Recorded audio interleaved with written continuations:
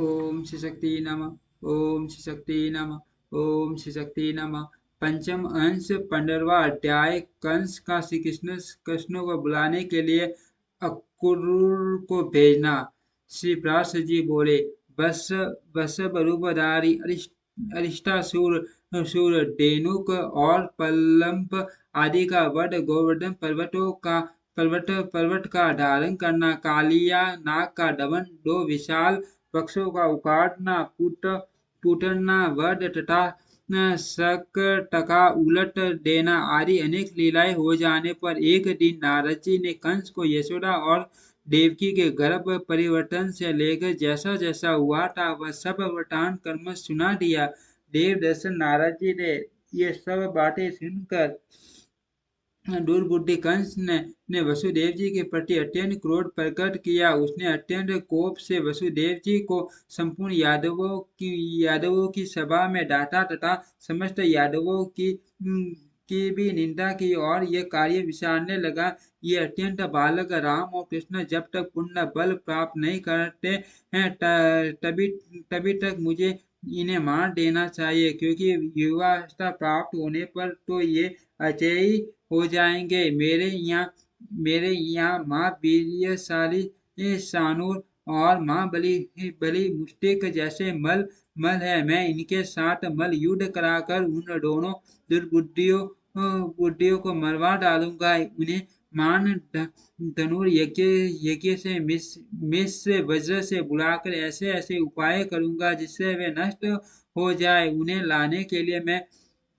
मैं सर्व फलक के पुत्र यादव श्रेष्ठ शूरवीर अक्रूर को गोकुल भेजूंगा। साथ ही वृंदावन में विचरने वाले घोर असुर के केसी को भी आज्ञा दूंगा, जिससे वह माँ बलि दैत्य उन्हें वही नष्ट कर देगा।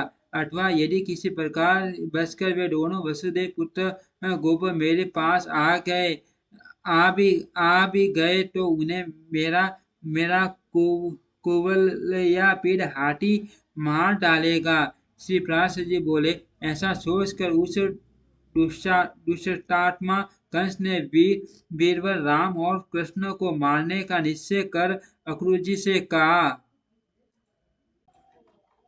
कंस बोला, हे हे दानपते, मेरी प्रसन्नता के लिए आप मेरी एक बात स्वीकार कर लीजिए। यहाँ से रथ पर चढ़कर आप नंद के गोकुल को जाइए। वहाँ वसुदेव के विष्णु अंश से उत्पन्न दो पुत्र हैं, मेरे नाश के लिए उत्पन्न हुए। वे दुष्ट बालक वहाँ पोषित हो रहे हैं।